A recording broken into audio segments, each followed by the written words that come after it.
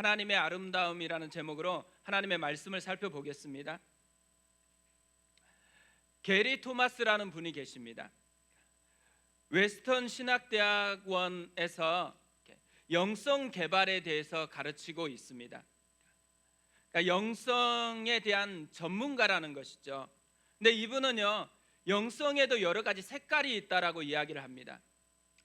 구원을 받는 길은 믿음으로 받는 이 하나의 길만 있지만 하나님을 예배하고 사모하는 방식은 다 다를 수 있다라는 것입니다. 하나님이 사람을 만드실 때 각각 다르게 만드셨습니다. 그렇기 때문에 하나님과 예배를 통해서 또 관계를 맺는 이 방식들은 다양할 수밖에 없다라는 것이죠.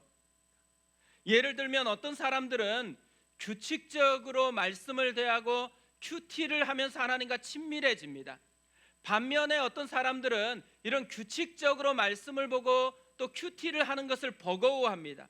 대신에 자연에 나가서 오솔길을 걸으면서 1시간 정도 걷다 보면 그 속에 함께 하시는 하나님과 깊은 사귐을 갖고 회복되어지는 그런 종류의 영적인 삶을 살아간다라는 거죠. 따라서 모든 사람이 같은 모양으로 하나님을 사랑할 필요는 없다라는 것이죠. 그러면서 9가지의 영성의 색깔이 있다라고 이야기를 합니다.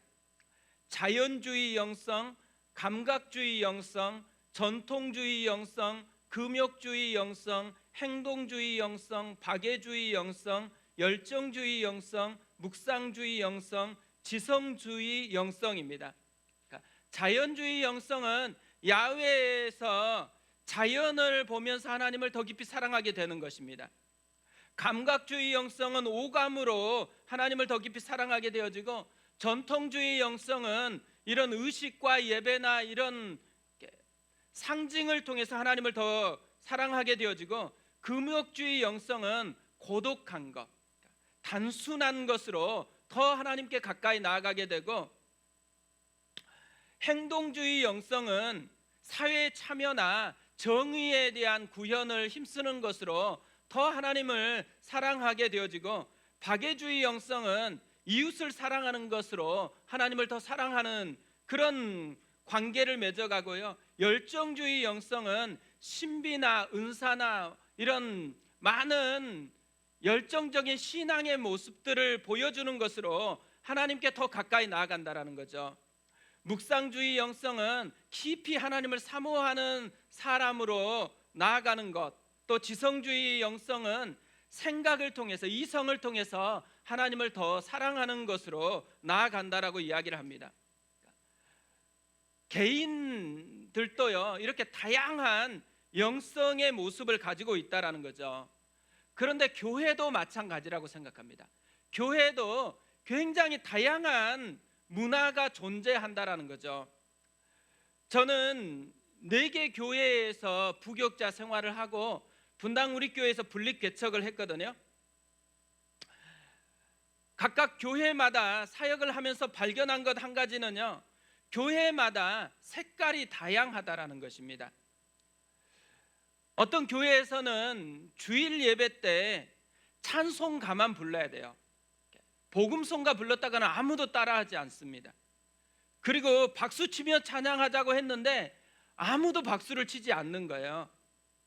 기도할 때 통성으로 기도하자고 했거든요. 저 혼자만 통성으로 기도하고 다 조용합니다.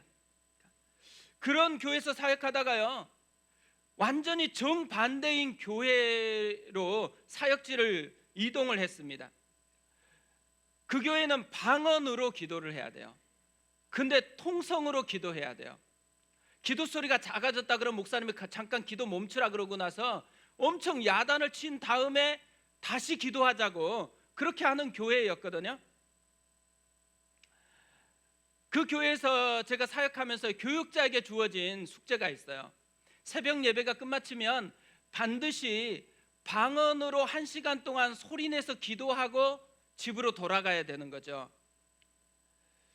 그런 교회에서 사역하다가요, 분당 우리교회로 이제 사역지를 옮겼습니다. 방송으로 보고 영상으로 이제 분당 우리 교회를 대했을 때는 굉장히 뜨겁게 기도하는 교회처럼 느껴졌거든요.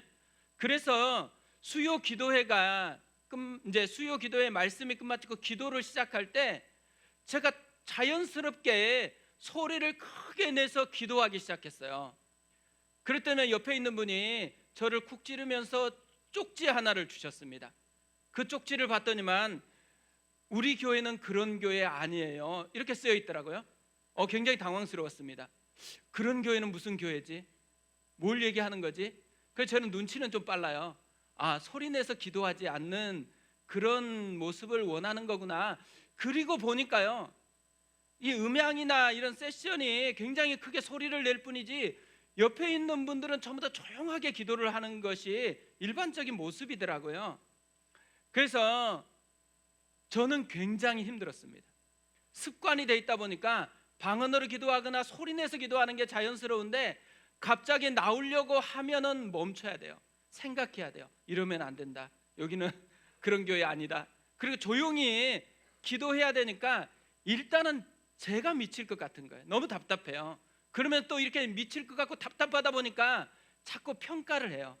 이 교회는 영상으로 볼 때는 굉장히 은혜스러운 줄 알았는데 예배가 죽어 있는 것 같고 기도가 죽어 있는 것 같고 신앙이 굉장히 뭔가 문제가 있는 것 같은 그런 마음이 드는 거예요. 근데 신방을 해서 사람을 만나보면요, 제가 생각하던 것과 완전히 달라요. 한 사람 한 사람 속에서 예수님의 인격이 드러나는 거예요. 하나님의 손에 빚어진 그런 성품들이 계속해서 드러나는 것입니다. 어떻게 보면요, 한 사람 한 사람을 보면서 제가 또 깨달은 게 있는 거예요. 신앙의 모습은 굉장히 다양성이 있는데, 그런데 이 신앙의 다양성보다 훨씬 중요한 게 있다라는 거예요. 그게 뭐냐면 건강성이라는 거예요. 신앙이 건강하느냐 그렇지 않느냐가 훨씬 더 중요하구나라는 것을 깨달았습니다. 신앙이 건강하지 못하면요, 다양성을 가지고 네가 옳으냐 네가 틀리냐로 싸워요. 서로를 평가하고 비난하는 그런 재료로 사용할 뿐입니다. 그런데 신앙이 건강해지면 어때요? 서로 다양성을 존중하기 시작해요. 그리고 서로를 세워주고 사랑하는 그런 건강한 모습이 드러난다라는 거죠. 저는 많은 분들을 사역하면서 만났잖아요. 이 교회 저 교회에서 많은 건강하다고 생각하는 분들을 만났거든요. 그런데 이 건강하다고 생각하는 분들의 공통적인 특징이 있더라고요. 신앙의 모습은 다양해요. 그렇지만 이들에게 공통적인 게 뭐냐면 예수님을 닮아가요. 또 예수님을 사랑해요. 예수님을 자랑하고 예수님을 높이는 인격적인 성품이 있더라고요. 하나님을 사랑하고 하나님을 높여요. 자기 교회를 굉장히 사랑해요. 그뿐만 아니라 사람을 굉장히 존귀하게 여기는 그런 하나님의 성품이 있다라는 것을 발견했습니다. 겉으로 볼 때는 신앙이 다양하게 여러 가지 모습으로 나타날 수가 있어요. 그렇지만 진짜 중요한 공통점은 뭐냐면 내면 세계의 질서가 잡혀 있느냐라는 것이에요. 신앙이 건강하다라는 것은 겉으로 드러나는 행동이나 겉으로 드러나는 방식의 문제가 아니더라고요. 내면 세계의 질서가 잡혀 있느냐, 성품이 그리스도를 닮은 그런 성품이냐가 신앙의 건강도를 측정하는 바로미터라는 것을 제가 발견을 했습니다. 피터 스카지로 목사님이라는 분이 계세요. 정서적으로 건강한 교회라는 책을 썼는데요, 이 책에서 이런 이야기를 해요. 목회란 무슨 일을 하느냐가 아니라 어떤 사람이 되느냐의 문제이다. 그러니까 신앙이라는 것은 어떤 행동을 하느냐, 뭘 잘하느냐의 문제가 아니고 어떤 성품을 가지고 있느냐에 대한 문제라는 것이죠. 저는 우리 교회도요, 모인 숫자만큼 다양한 모습을 가지고 있다라고 생각합니다. 그렇다고 이 모든 다양성이 함께 다 어우러질 수 있으면 좋은데요, 그건 사실 불가능한 이야기인 거죠. 그렇기 때문에 다양성보다 훨씬 중요한 게 뭐냐면 건강성이라는 거예요. 개척하면서부터 저는 교회가 건강해야 된다라는 것을 마음에 품었습니다. 그래서 우리 교회가 시작되었을 때 첫 번째 세미나를 가졌던 주제가 뭐냐면 정서적으로 건강한 영성 세미나였습니다. 교회가 출발할 때, 그리고 교회가 가야 될 방향이 뭐냐면 건강성이라는 거예요. 건강한 것. 그래야지만 모든 다양성과 모든 것을 끌고 갈 수 있는 힘이 거기서 나온다라는 것이죠. 사실 이 건강성이라는 것은요, 외적으로 뭘 하느냐의 문제가 아닙니다. 내면 세계가 어떻게 질서가 잡혀 있느냐의 문제인 것이죠. 우리의 문제는 어디에서 발생하냐면 대부분 내면 세계 질서가 깨졌기 때문에 생기는 거예요. 내 자신을 바라보는 내면 세계가 깨어지면 내 자신을 바라보는 왜곡 때문에 우울하고 또 어떤 상황이 닥쳐오는데 그 상황을 해결할 능력이 없어요. 남이 나를 불편하게 하는 게 아니고요, 사실은 내 내면 세계가 깨졌기 때문에 그 불편함을 소화시킬 수 없어서 남과의 갈등이 생겨나는 거죠. 부부관계, 자녀와의 갈등, 모든 문제의 뿌리는 내면 세계의 질서가 잡히지 않아서 생기는 그런 문제라는 거예요. 내 내면 세계의 질서가 잡히고 성품이 온전해지면 어때요? 어떤 상황이어도 소화해낼 수가 있습니다. 오히려 축복할 수 있는 그런 사람이 되어지는 거죠. 그래서 어때요? 내면 세계의 질서가 잡혀있는 사람과 같이 있으면 행복해지는 거예요. 가정에서 부부관계도 다시 살아나게 되어지고, 가정도 살아나고, 내가 하는 모든 만나는 분들마다 축복을 누리는 그런 관계가 되어진다라는 거죠. 그렇기 때문에 우리 교회가 해야 되는 가장 중요한 것은 건강성이라는 거죠. 다시 내면 세계의 질서를 잡게 도와주는 그런 교회가 되어야 한다라는 거죠. 그래서 우리가 이제 교회 2.0을 선언했잖아요. 교회 2.0에서 정말 먼저 붙들어야 되는 한 가지는 본질이 더 건강해지는 것, 더 강해지는 것이라고 생각을 합니다. 근데 우리가 붙들어야 될 본질 중에 본질이 뭐냐면 건강한 영성을 소유하는 거예요. 건강한 그리스도를 담는 성품이 되어지는 것, 이것이 우리가 가야 될 굉장히 중요한 길이라는 거죠. 그래서 앞으로 몇 주간은요, 이런 건강한 신앙이 되기 위해서 어떻게 하면 좋을 것인지에 대해서 좀 살펴보려고 합니다. 오늘 첫 번째 시간인데요, 시편 8편 말씀이에요. 저는 이 시편 8편 속에 우리가 추구해야 되는 건강한 신앙의 모습이 담겨 있다고 생각을 합니다. 1절을 보면 이렇게 시작을 합니다. 여호와 우리 주여, 주의 이름이 온 땅에 어찌 그리 아름다운지요, 주의 영광이 하늘을 덮었나이다. 어떻게 시작해요? 벅찬 감격으로 시작을 합니다. 하나님의 아름다움을 찬양하는 것으로 시작을 해요. 그리고 9절을 보세요. 어떻게 마치는지. 여호와 우리 주여, 주의 이름이 온 땅에 어찌 그리 아름다운지요. 하나님을 향한 감격과 찬양으로 맞춰지고 있습니다. 가슴 벅찬 감격을 소유하는 것, 하나님을 찬양하고 싶은 이 가득한 열정을 소유하는 것, 이 모습이 건강한 신앙생활을 하는 사람들의 모습이라는 거죠. 올 한 해가요, 우리가 이런 모습이었으면 좋겠습니다. 우리의 마음속에 하나님 때문에 감격이 솟아나는 거예요. 하나님 때문에 찬양하고 싶은, 하나님의 아름다움을 찬양하고 싶은 마음이 가득해지는 거예요. 이것이 올 한 해 우리의 모습이었으면 좋겠고, 우리 교회에서 사역하는, 또 우리 교회에서 있는 모든 날 동안에 이 은혜를 우리가 누렸으면 좋겠습니다. 어떻게 하면 이런 감격이 가득하고 찬양이 가득한 그런 삶을 살아갈 수가 있을까요? 이런 건강한 신앙은 어디에서부터 시작되는 것일까요? 하나님을 발견하는 것에서부터 시작이 되어진다라는 거죠. 1절을 다시 보면 이것을 우리가 발견할 수가 있습니다. 여호와 우리 주여, 주의 이름이 온 땅에 어찌 그리 아름다운지요, 주의 영광이 하늘을 덮었나이다. 온 땅을 보면서 하나님의 아름다움을 발견한 거예요.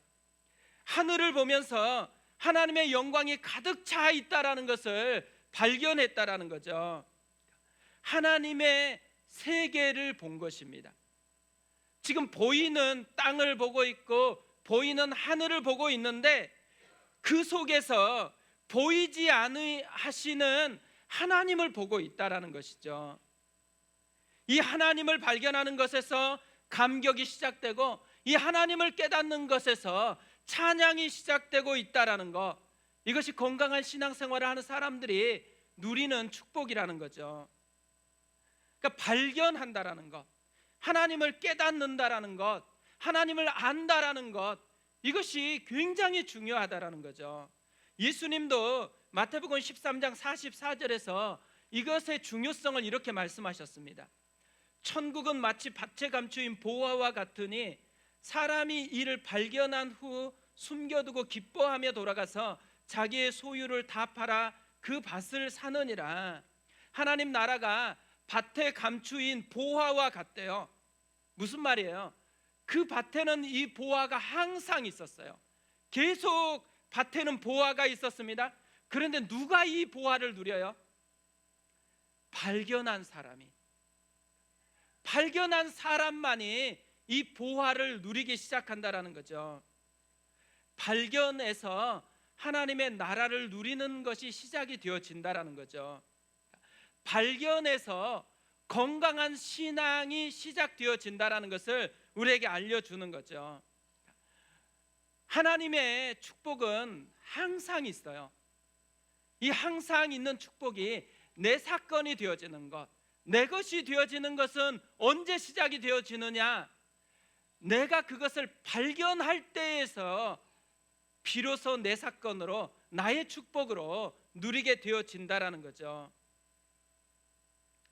사실 오늘 말씀을 설교 본문으로 정한 것은요, 지난주에 제가 이 말씀을 통해서 하나님을 발견했기 때문에 그래요.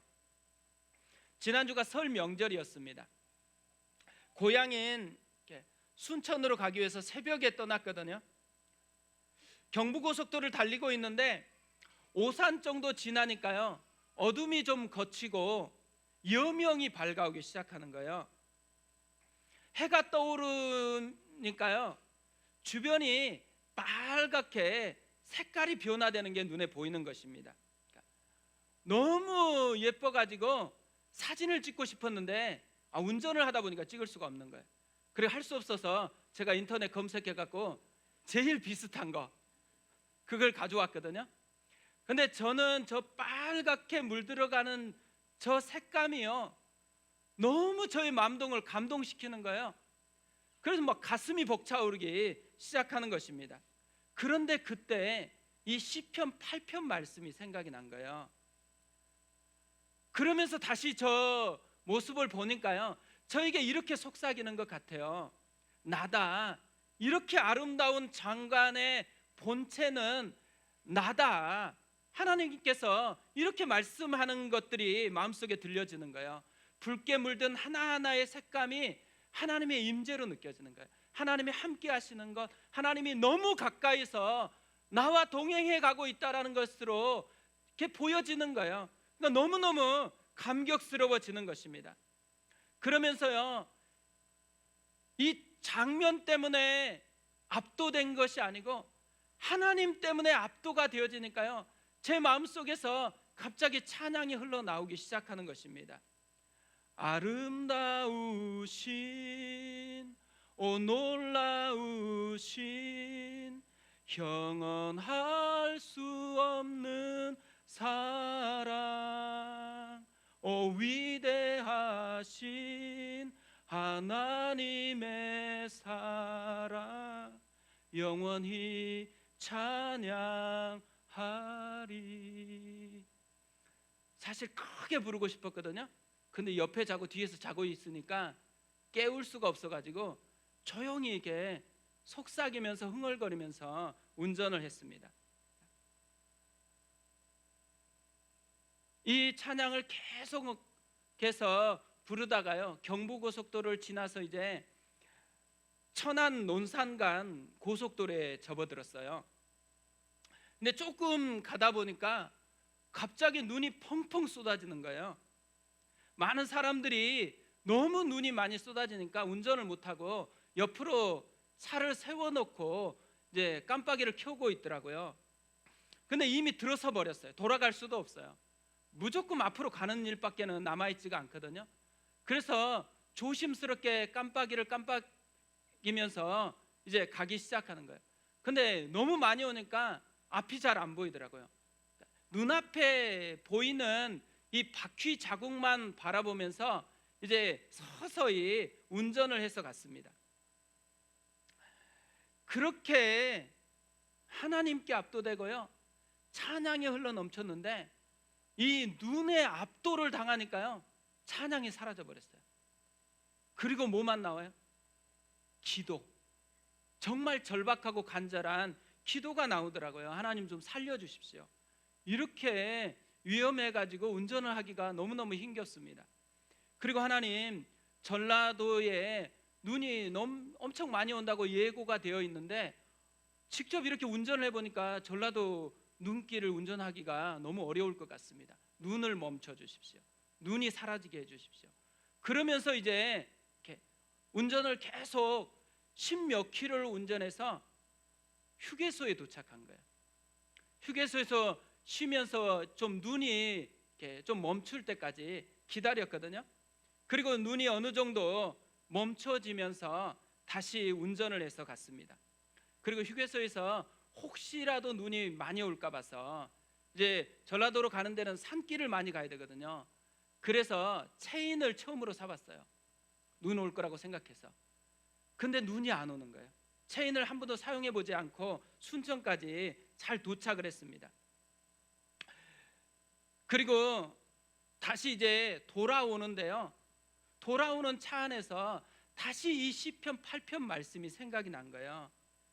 그러면서요, 눈 속에 너무 압도돼 가지고 그때는 하나님을 보지 못했는데 이 시편 8편 말씀이 다시 생각나면서 눈 속에서 하나님의 임재가 있었다는 걸 느껴지기 시작한 거예요. 눈 속에서 하나님이 함께했고 눈 속에서 하나님이 다스렸고 이끌었다라는 게 이 말씀을 통해서 보이기 시작하는 거예요. 다시 그 하나님의 세계가 저를 압도하기 시작한 거죠. 아름다웠던 해돋이 장관에서만 하나님의 세계가 있었던 게 아니더라고요. 눈이 너무 많이 와서 버겁게 느껴졌었던 그때의 세계에서도 하나님의 세계가 함께하고 있었다라는 게 마음속에 다시 깨달아졌습니다. 그러면서 하나님의 세계라는 찬양이 생각이 나는 거예요. 이 찬양 가사가 이래요. 참 아름다운 곳이라 주님의 세계는 정말로 내가 나갔고 솔직할 수 있는 곳, 조금이라도 내 의라 말할 수 없는 이곳, 이곳은 바로 주님의 세계라. 세상은 항상 말하네 그 길이 아니라고. 곱디 고운 길이 있는데 왜 힘들게 사냐고. 단순한 선택조차 내겐 버겁기만 한 곳, 그래도 나는 주님만 따르리. 참 아름다워라 주님의 세계는. 솔직할 수 있는 곳, 내가 보기에 아름다운 곳, 그것만 주님의 세계가 아니라는 거예요. 버겁기만 한 그곳, 그것도 참 아름다운 하나님의 세계라는 것이죠. 그날 너무 감격스러워 가지고요, 제가 핸드폰에 메모를 해 놓았습니다. 이렇게 메모를 해 놓았더라고요. 종의 초라함이 하나님의 아름다움을 가리지 못합니다. 저는 연약해서요, 눈 속에 들어가니까 버거운 것만 느꼈는데, 그런데 그것이 하나님의 세계를 지우지 못한다라는 거예요. 하나님은 나의 연약함에도 불구하고 여전히 눈 속에서 다스리고 있었던 거죠. 하나님이 함께하고 있었던 거죠. 그 눈 속조차도 사실은 내 눈에는 버거운 세계였지만 하나님의 세계였다라는 것을 깨닫게 되었다라는 거죠. 우리도 그렇게 느낄 때가 많습니다. 내 눈에는 버거운 현실 같아요. 그런데 그것조차도 하나님의 세계라는 것, 우리가 살아가는 모든 세계는 하나님의 다스리는, 하나님이 창조하신 하나님의 세계라는 것이죠. 다윗도 이것을 경험했다고 생각합니다. 그래서 시편 8편을 지은 거죠. 이 시편 8편의 배경을 성경은 이렇게 이야기를 합니다. 다윗의 시, 인도자를 따라 깃딧에 맞춘 노래. 그러니까 다윗이 지은 시라는 거죠. 다윗이 왜 이 시를 지었다고요? 하나님을 발견했기 때문에. 그런데 다윗이 언제 하나님을 발견하고서 이 시를 지었을까요? 사실 성경에서는 정확하게 그 시기를 우리에게 말하지는 않습니다. 하지만 이 시의 내용을 살펴보면요, 추측할 수는 있다고 생각을 합니다. 적어도 왕궁에서 이 시를 지은 것은 아니라는 거예요. 이 시는 광야에서 지었다라는 거죠. 왜냐하면요, 지금 이 시에서 다윗이 보고 있는 것들을 보면 알 수가 있어요. 다윗은 지금 뭘 보고 있어요? 땅을 보고 있어요. 하늘을 보고 있어요. 3절에서는 이렇게 이야기합니다. 주의 손가락으로 만드신 주의 하늘과 주께서 베풀어 두신 달과 별들을 내가 보오니, 하늘을 보고 있고 또 달을 보고 있고 쏟아질 것처럼 무수하게 반짝이는 별들을 보고 있습니다. 왕궁에서 볼 수 있는 게 아니죠. 광야에서만 볼 수 있는 것이죠. 다윗이 우리처럼 휴가 떠나가지고 이런 아름다운 장관을 보고 노래한 것은 아닙니다. 다윗의 인생을 보면요, 광야에 있었던 시절이 적어도 3번 나옵니다. 첫 번째로는 어린 목동 시절에서 광야에 있었죠. 두 번째로는 장인인 사울 왕을 피해서 도망치던 10대의 시절, 또 20대의 시절입니다. 세 번째로는 아들 압살롬을 피해서 도망치던 노년의 시절이죠. 저는 이 시가요, 사울 왕을 피해서 도망치던 그때의 광야 시절에 지은 시라고 생각을 합니다. 왜냐하면 이 시의 표현들을 보면 이것을 조금 더 알 수 있다고 생각해요. 이 시에는요, 왕권에 대한 표현들이 참 많이 나옵니다. 5절 6절을 보면요, 그를 하나님보다 조금 못하게 하시고 영화와 존귀로 관을 씌우셨나이다. 주의 손으로 만드신 것을 다스리게 하시고 만물을 그의 발 아래 두셨으니 영화와 존귀로 관을 씌우셨다. 왕권에 대한 고백이죠. 다스리게 하신다, 발 아래 두셨다, 왕에 대한 표현들입니다. 그러니까 다 왕권에 대한 표현인데요, 근데 독특한 게 뭐냐면 무엇을 다스리느냐에 대한 거예요. 다스리는 대상이 독특해요. 인간이 아니에요. 소, 양, 들짐승, 공중의 새, 바다의 물고기, 바닷길에 다니는 것들입니다. 다 사람이 아니고 자연이죠. 하나님이 창조한 것들입니다. 그러니까 분명히 왕권에 대한 노래인데 인간을 다스리는 왕이 아니고 더 넓게 하나님과 함께 하나님이 창조한 피조 세계를 다스리는 것을 노래하고 있는 것이죠. 다윗은 분명히 왕으로 기름 부음을 받았습니다. 그런데 사울 왕에게 도망 다닐 때는 아직 실체적으로는 왕이 아니었고요, 도망자 신세였을 뿐입니다. 그런데 이 도망자 신세인 다윗이 뭘 느끼는 거예요? 자신은 하나님이 세우신 왕이다라는 이런 신분의식을 가지고 있었다라는 거죠. 그래서 하나님이 자기를 왕으로 세운 것에 대한 이 마음을 가지고 만물을 보면서 노래하고 있다라는 거예요. 사실 보세요, 시편 8편을 한번 음미해 보면요, 시편 8편에는 아픔이 없어요. 원망이 없습니다. 힘겨움이 없어요. 다 정말 아름다운, 굉장히 성공한 것 같고 굉장히 풍성한 어떤 상황 속에 놓여 있는 것 같아요. 그런데 다윗의 실제적 현실은 어떤 모습이에요? 광야예요. 도망자 신세요. 버겁기만 한 현실 세계입니다. 근데 어떻게 이렇게 노래할 수가 있을까요? 다윗은 그 버거운 현실 세계에서 눈이 열린 거예요. 하나님의 세계를 보는 눈이 열린 것입니다. 그곳에서 정말 힘겨운 광야에서 그래서 버거움에 압도당한 것이 아니고 하나님께 압도당했다라는 거예요. 그래서 한탄이나 원망의 노래를 부르는 대신에 여호와 우리 주여, 주의 이름이 온 땅에 어찌 그리 아름다운지요, 주의 영광이 하늘을 덮었나이다 찬양하고 노래하고 있는 것이죠. 저는 우리도 그랬으면 좋겠습니다. 우리 교회에서 가지는 건강한 신앙의 모습이 이랬으면 좋겠습니다. 우리는 보이는 현실을 살아가죠. 올해는 특별히 경기가 어려울 거라고 그렇게 전망을 내놓고 있습니다. 진짜 힘든 그런 현실을 우리가 살아가야 될지도 모릅니다. 그런데요, 또 다른 세계가 있다라는 거예요. 하나님의 세계가 있습니다. 하나님이 다스리고 하나님이 이끌어가고 하나님이 인도하시는 하나님의 세계가 있다라는 거죠. 우리가 해야 될 게 뭐예요? 현실을 살아가는데 그 하나님의 세계를 보는 눈이 열리는 것입니다. 그래서 하나님의 세계를 현실 속에서 바라보면서 살아가는 것이죠. 하나님의 세계를 어느 때에 보아야 돼요? 해돋이의 장관처럼 펼쳐지는 성공하는 세계 속에서 보면 좋을 거라고 생각해요. 그러나 거기서만 보면 안 된다라는 거예요. 버겁고 힘겨운 그 길을 걸어갈 때조차도 하나님의 다스리고 하나님이 함께하는 하나님의 세계를 볼 수 있어야 된다라는 거죠.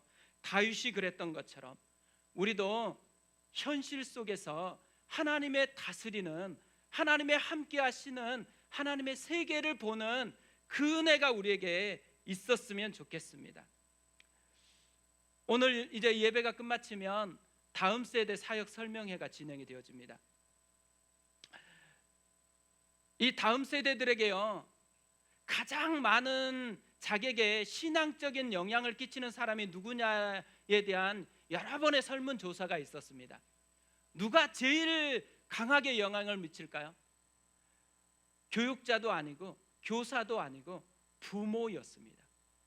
부모의 모습을 보고서 자기의 신앙을 세워갔다라고 그렇게 이야기를 합니다. 우리가 올 한 해 우리 아이들에게, 우리 가정에서 진짜 신앙이 무엇인지, 건강한 신앙이 무엇인지를 보여줘야 되는 사명을 가지고 있다라는 거죠. 근데 우리가 보여줘야 될 사명이 뭐예요? 하나님의 세계를 보여주는 것입니다. 어떤 상황에 놓여 있든지 그곳에 하나님이 함께하고 하나님이 다스리고 하나님의 세계 속에 살아간다라는 것을 우리가 보여주는 것, 이것이 우리가 해야 되는 가장 중요한 사명이라고 생각합니다. 이 사명을 즐거운 마음으로 이루어드리는 그런 한 해가 되었으면 좋겠습니다.